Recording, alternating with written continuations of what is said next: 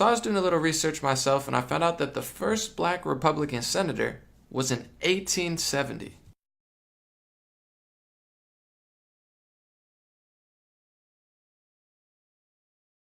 The first black Democratic Party senator was in 1993. That's right, 1993.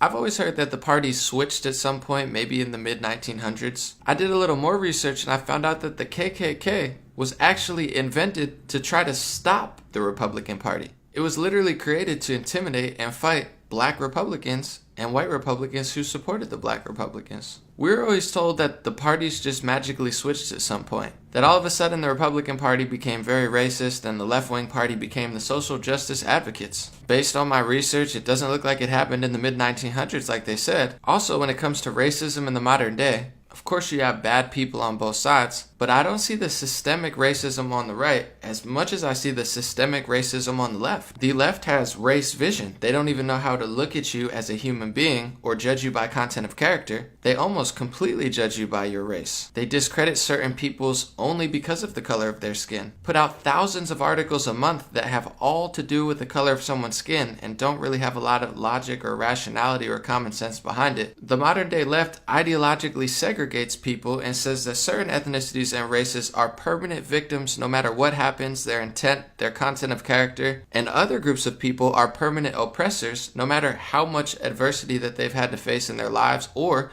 who they are, where they came from, or what the truth is. I find that the right wants to preserve American cultures and values and treats all citizens equally. No matter if you're black, white, Asian, Latino, Indian, or other, they love the Constitution and people who successfully contribute to American culture. Whereas the left hates people like that. They hate Candace Owens for speaking up. They hate when Kanye West says, lead with love and think for yourself and break the matrix. They can't stand that he breaks from the norm. Candace Owens has facts, she's research, and then Candace just pulls out her Jedi lightsaber and just, chops Ebro's head off with facts. Then Ebro FaceTimes me the next day, and he's talking about the scoop and poop. He wants to talk about music now. I said, yo, you gonna have Candace on your show? He's like, nah, I'm not. She's mean. So you're gonna stifle her voice, Ebro. You're choosing to enslave people's minds. You're choosing to not let the truth be free. Fact. From 1620 to 1865, the bodies of African-American men and women were enslaved in America. The year is now 2017, and the minds of these males and females are now enslaved. You see, the problem is that African-Americans have not yet developed an apparatus to make Democrats make good on their promises once they are in the office. So instead, what do? We complain about it for 4 years and then we get right back on the wheel. We are literally like hamsters on a wheel. The African-American community understands what is going on, which is simply that the media has enslaved your minds. I can't lie. It really creeps me out that the History Channel wrote, following the Civil War, the Ku Klux Klan emerges to suppress and victimize newly freed slaves. Ideologically, I don't see much of a difference between that and how liberals in the media treat black Americans who declare themselves mentally free. This is a backbone of what Kanye West has been saying. It's not even political. He says he is free. Candace says she is a victor, not a victim. Democrats, liberals, progressives, and leftists hate that and desperately wish they would have a victim mentality.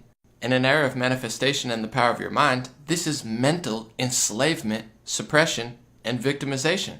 It's toxic. From the same side of the political debate that weaponized the KKK and took until 1993 to have black political representation in a place that Republicans had it in 1870, over 100 years after. Which continuously leads me to the question, did the parties really even switch? And how is the modern day left wing, coming from somebody who's been left leaning my whole life, how are they not the most racist ones by far, hiding their racism, bigotry, and segregated ideology with nonstop projection, calling everybody else racist, sexist, xenophobic, and bigoted, when they show signs of all of those qualities, plus the fascism that they claim to be trying to stop. Thank you for watching. Do your own research, and understand if you do your own research, search engine and social media algorithms are probably rigged against what I'm saying and continuously crack down on dissenters while letting a few major media corporations decide what is true, what is not, and create a singular narrative. Thank you so much. If you like my work, please support me. Sign up to my free email list.